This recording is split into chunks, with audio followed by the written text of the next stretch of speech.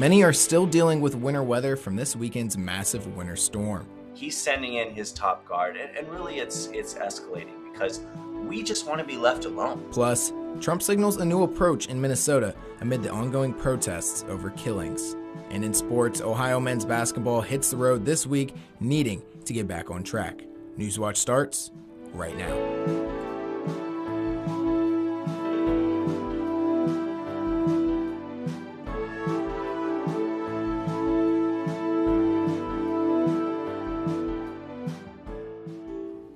Good evening, I'm Donovan Varney. Welcome to Newswatch. We've had some crazy weather over the past few days, so we're going to go ahead and send it on over to meteorologist Calvin Stebbins for the latest.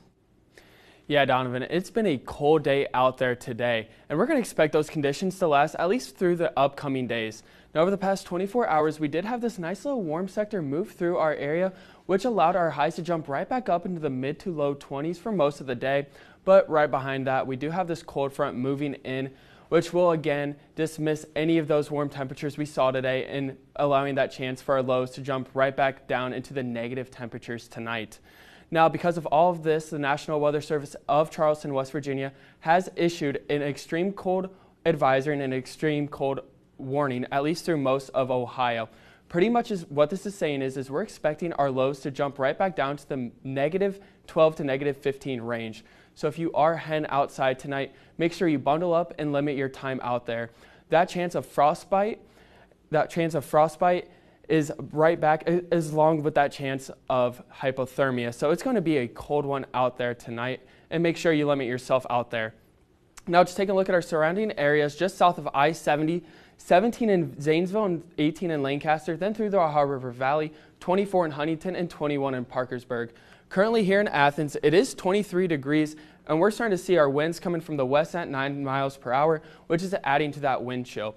Heading into tonight, we are going to see much of the same. Overnight low of -3 with partly cloudy skies, and then heading into tomorrow, high of 17, low of 1. I'm going to send it back to Donovan at the desk. Thanks, Calvin. This weekend's winter weather has resulted in multiple closures across the state. Many universities and businesses alike are temporarily closed as parts of the state received upwards of 10 inches of snow. As the winter weather persists, here are some ways to stay safe. Make sure to wear multiple layers if you go outside. Watch for signs of frostbite and hypothermia, and be sure to remove any snow or ice from your vehicles if you are traveling. It's also suggested to keep any animals under shelter and check on your neighbors and any elderly people you may know during this time. Coshocton City Schools has placed its superintendent, Mark Kowalski, on paid administrative leave. In a letter sent to families on Wednesday, the district's Board of Education announced that Matt Nicholas will serve as the interim superintendent while Kowalski is on leave for 10 days. Coshocton City School District provided no official reason for the leave. The latest fatal shooting by federal agents in Minneapolis has increased the odds of a government shutdown. Some Democrats are now refusing to support funding for the Department of Homeland Security, while Republicans need bipartisan support to keep several key government agencies open. Brian Abel has the latest. Escalating tensions between the community and federal immigration authorities in Minneapolis, now creating a battle over government funding on Capitol Hill. That could lead to a partial shutdown. What we're witnessing right now is it's completely out of control. The fatal shooting of Alex Preddy by federal agents appears to be the tipping point for some Democrats who are vowing to withhold votes on an appropriations package for multiple government agencies, including the Departments of Defense, Transportation, and Homeland Security, unless DHS reins in its immigration enforcement actions. We need systemic changes here before we move forward with the appropriations. The Democratic caucus calling for DHS funding to be separated from the other funding bills. Take up DHS by itself. Let's have an honest negotiation, put some guardrails on what's going on, some accountability, and that would solve this problem. We don't have to have a shutdown. The White House, so far, isn't on board. Policy discussions on immigration in Minnesota are happening. Look, the president is leading those discussions, but that should not be at the expense of government funding for the American people. If all Senate Republicans vote yes, they need at least 8 Democrats to join them to get the funding passed. But if the sides cannot come together by midnight Friday, once again, thousands of government workers across agencies, from the Pentagon to air traffic controllers to TSA, will be impacted. In Washington, Brian Abel reporting. Coming up, a federal judge has ordered the director of ICE to appear in court on Friday. And in many southern states, they are still working to dig themselves out of the snow. It's been a cold one today. Will conditions last? Stay tuned to see my full weather.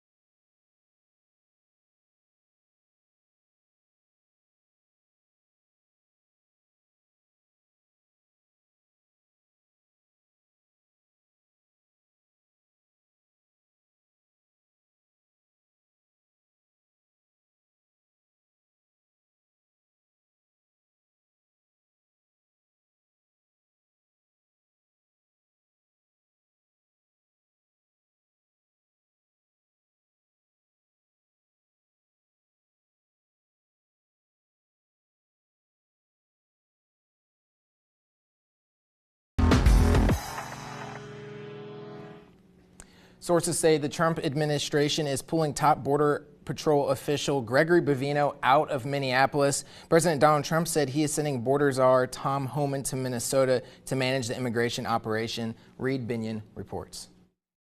He's sending in his top guard, and really it's escalating because we just want to be left alone. City and state leaders in Minnesota, as well as residents in Minneapolis, reacting to news the Trump administration is changing its immigration enforcement leadership in the city. Good riddance. Couldn't have came sooner. This amid growing outcry after federal agents shot and killed protester Alex Preddy on Saturday. President Donald Trump signaling new willingness to work with Democratic state officials. Trump said Minnesota Governor Tim Walz called him, saying, quote, "It was a very good call and we actually seem to be on a similar wavelength." Walz described the call as productive and said the president agreed to look into reducing the number of federal agents in Minnesota. Minneapolis Mayor Jacob Frey said he also spoke with Trump and told the president his main request is that the immigration crackdown in the city be brought to an end. Meanwhile, some who witnessed Preddy's killing are sharing more details about what they saw. I mean, the thing that stood out to me was that he was calm. There was no way that he was the one escalating this. Amid ongoing protests and the growing memorials to Preddy, there was also a heartening moment of kindness as some Minnesota National Guard members handed out donuts and coffee to protesters. I think that's true Minnesota energy. This is all about community. I'm Reed Binion reporting. A federal judge in Minnesota has ordered acting ICE Director Todd Lyons to appear in court on Friday. Judge Patrick Schiltz is threatening to hold him in contempt for violating a court order. That order required ICE to provide a detained man with a bond hearing within 7 days or release him. As of Friday, that man was still in detention with no hearing. Schiltz said Lyons, along with Homeland Security Kristi Noem and others, have failed to comply with dozens of court orders. The families of 2 Trinidadian men are suing the federal government for strikes on boats in the Caribbean. They say one of those attacks killed their family members, 26-year-old Chad Joseph and 41-year-old Rishi Samaru are believed to have been on board of one of the boats. Their families say they were working in Venezuela and got a ride on the boat to return home. The Trump administration says the boat, it has boats it has targeted, are carrying illegal drugs. The families say neither man had any connection to drug cartels. All right, Calvin, this weather lately has just been ridiculous outside. I feel like I was on a hike just trying to get to the newsroom today. Like, you can't get anywhere. Classes have been closed. Universities closed. Everything's been going. It's been crazy, man. What's been going on out there? You know, we had Winter Storm Fern come through over the past few days, which dumped down I've measured at around 9 to 10 inches of snow, at least here in the Athens area. And then you can't even account for the ice that we got on top of that. It's just been a cold one and snowier one here in this area today. Now just taking a look at our frontal map just around the country, we did have a nice little warm sector move through our area over the past few hours, which allowed our highs to jump right back up into the mid to high 20s for most of the day. Now right behind that, we do have a nice cold front moving through our area, which again is going to allow those lows to jump right back down into the negatives, at least heading into tonight and the upcoming days. But because of all of this mixing in together, the National Weather Service of Charleston, West Virginia has issued a cold weather advisory for most of southeastern Ohio. And the more northwest you get, there's an extreme cold warning. So pretty much what this is saying is we're expecting those lows to dip down into the -12 to -15 range, at least through most of the night. So if you are going out tonight, make sure you bundle up and limit your time outside. I'd recommend less than 30 minutes out there. The chance of hypothermia and frostbite are an all-time high tonight, so make sure you bundle up. Now just taking a look at our 8 to 10 day temperature outlook, the darker blue you get is the cooler it's going to be. So most of western Ohio is going to be cooler than average for this time of year, but the more east we get, we are seeing even cooler temperatures than what we are expected for this time of year. So again, if you are going outside tonight and in the upcoming days, make sure you bundle up and limit your time out there. Taking a look at our satellite, we had a lot of clouds this morning, but over the past few hours, we saw a little bit of high pressure starting to set in just to our southwest, which is allowing that chance for those clouds to dissipate and move out of our area. But heading in over the past 24 hours, we saw our low jump down to 2 degrees over the past few hours, but as the daytime has continued and that low warm sector really set in, we saw our high jump right back up into the mid to high 20s at around 24 degrees, and much of the same can be said for most of the southeastern Ohio region. Currently in Athens, it is 23 degrees with overcast skies out there. We're seeing winds from the west-northwest at around 9 miles per hour. So with all this tying in together, we are starting to see that wind chill sit at around 13 degrees. Now, much of that wind will be dissipating heading into tonight.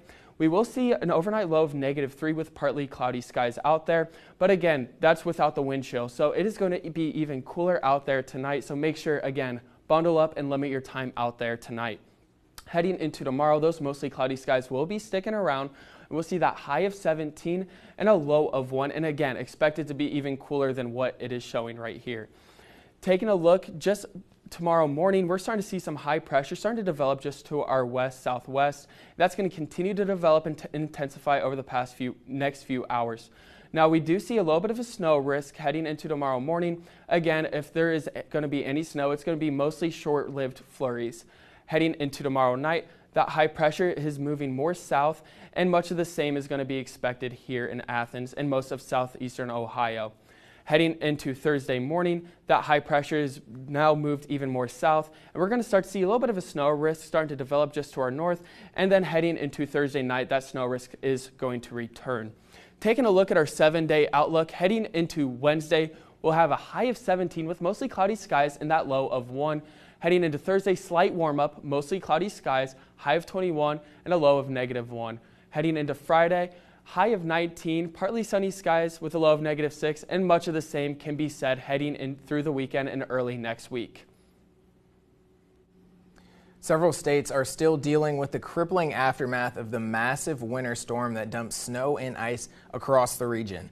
At its peak, the storm knocked out power for more than 1 million electric customers, amid bone-chilling cold, and at this hour, crews are still working to restore power. Ivan Rodriguez is in one of the areas dealing with the high numbers of power outages.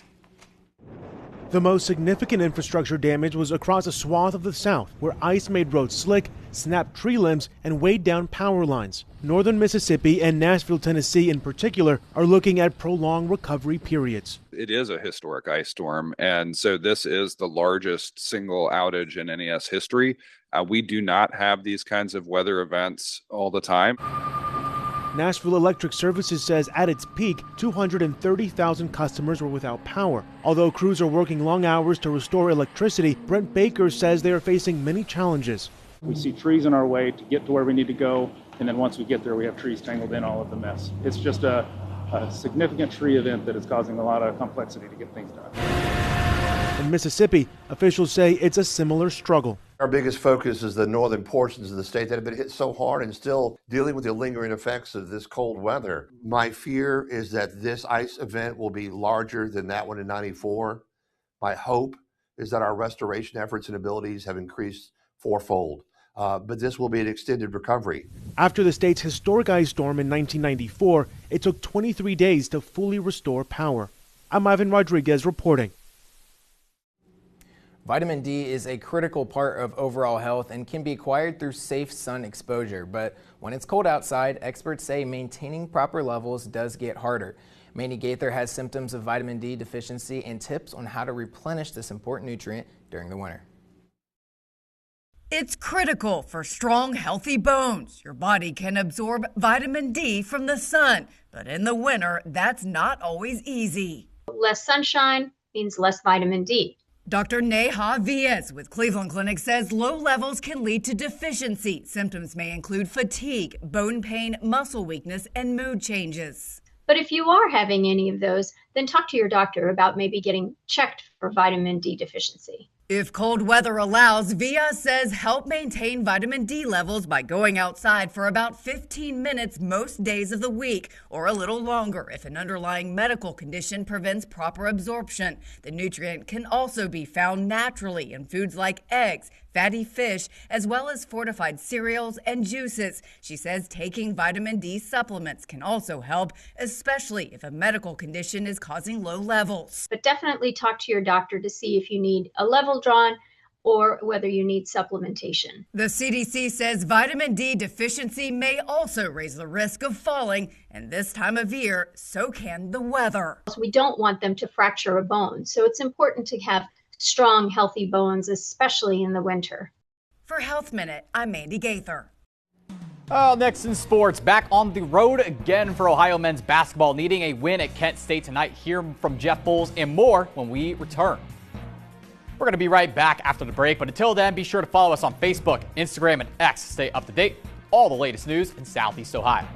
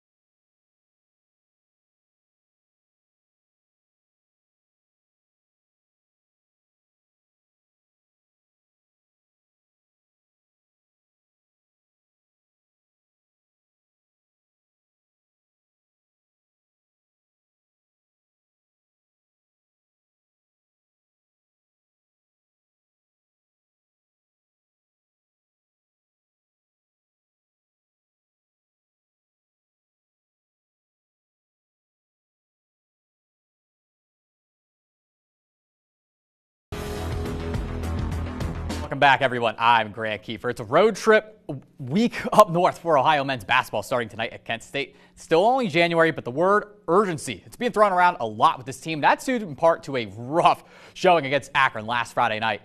Let's go ahead and flash it back to the last time these two played. Sharif Mitchell had a shot to win at the buzzer, but it came up short as that game truly defined last season. It's carrying over into this year as well. Ohio's been known for winning at home, but last Friday's loss proved that the league is a lot better this year, and Jeff Bowles and crew know the urgency is there. You know, we're at the halfway point. We're 5-4. And we got to be better. We lost 2 home games now. We've won 2 road games. So, you know, Kent State's fighting for a top, 2, 3, 4 seed, right? You go to Buffalo, they're fighting for a top, 5, 6, 7 seed. So every possession, every game's going to matter. We got to regroup. We got to stay positive. Bowles would be right in saying Kent State is fighting for a top 3 seed, and it's tough competition. I mean, Miami and Akron are up there with the best of the best in the country right now. Buffalo's coming up on Saturday. They had a hot start to the year, but are on a losing skid. They're still tough, though. They took Miami into overtime a week and a half ago. Speaking of those Red Hawks, again, they're on national television tonight for their first home game as a ranked team in over 50 years. They're Ohio's arch rival, I know, but what they're doing right now is completely unheard of. Tip-off is set for 9 o'clock tonight on ESPNU. They're facing a UMass team that's turned it around, winning 4 of their last 5. Could they be the first team to take Miami down? A little bit of different fortunes for Ohio women's basketball as they've had a complete turnaround season, but the major test is on the horizon over these next couple of weeks. Starts tomorrow night hosting UMass. Bob Bolden's team is coming off a loss on Saturday against Toledo. The team's few weak spots came out during that game, specifically rebounding. Bolden knows it has to be fixed. And when Ohio goes to play larger teams like Miami, Ball State, and UMass, team's got to be better, and it starts tomorrow night. So I wish I could fix them because we've been a bad rebounding team for a month and a half. This isn't a new problem, and I'm disappointed in myself that I haven't been able to find a way to get us better at that.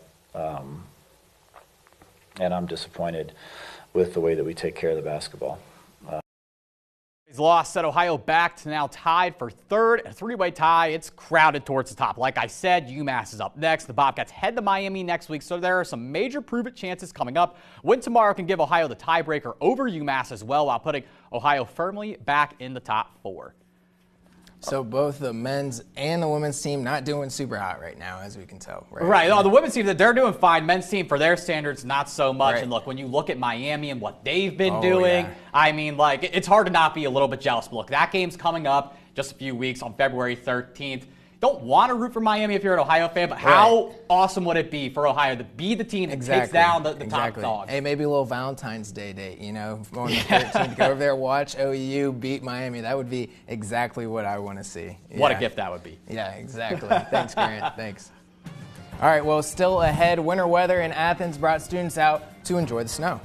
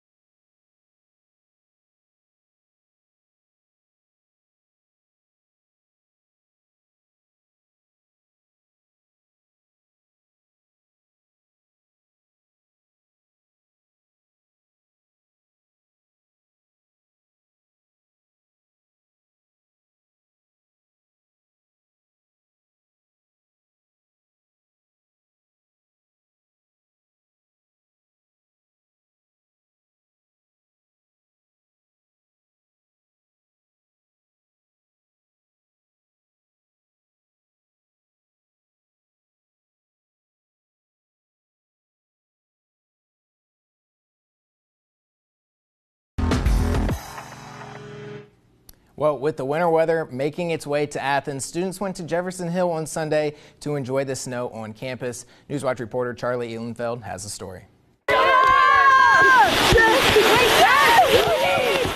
Whether it was a sled, surfboard, table, or skis, Ohio University students continue to find new ways to take advantage of the winter weather through sledding, including Allie Sell, an Ohio University senior. Well, I mean, there's nothing else better to do. You're stuck in the dorm, so why not put on a banana suit and go sledding down the hill? We are outside Jeff Hill right now. You can see a lot of people going down to sled. They've been going down all day, but it's been a bit of a running battle between the students and University Police Department, who have been trying to clear them from the hill in the case that an emergency vehicle might need to go down the hill, or if they get hurt, they might have to send an emergency vehicle down the hill. So for them, the people going down the hill, they understand what the police department's saying, but they keep going in spite of it.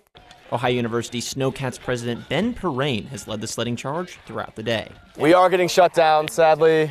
Yes, I've been here since like 9:30. The police came and said that if someone gets hurt, the university would be liable. So, I mean, I don't blame them. It's all right, but sucks to kill a good time. Despite being shut down at noon, crowds returned in larger numbers throughout the day, ignoring police warnings and cheering on plows as they went by. Man, that just looks so fun. I know it's just down the street from us. Did you guys get out at all, get sledding a little bit? I went for a few hours with some of my friends. I mean, being the weather guy, I'm always wanting to be out there just checking out all that snow. For a historic storm, too, of course. Oh, yeah, right. You have to experience. Did you go down Jeff? Yeah, yes, I did. I was going down Jeff for a little bit. Did you get out? Wait. Too cold. I don't like the cold. Also, that was conference championship Sunday. I was not missing it. That's what I was doing as well. So I was staying in for that. Yeah, but Calvin, what do we got to look forward to this week? At least heading into tonight, it's going to be about on the cooler side of things. We are going to have a bit of a chiller wind chill, at least throughout the next upcoming hours. So we are going to see that overnight low of 3 degrees, and those partly cloudy skies are sticking around. But at least the National Weather Service of Charleston, West Virginia has issued a cold weather advisory. And the more northwest you get, an extreme cold warning. So it's going to be very cold out there. We're expecting those temperatures to be around -12 to -15 degrees range tonight. So it's going to be very cold and very windy out there.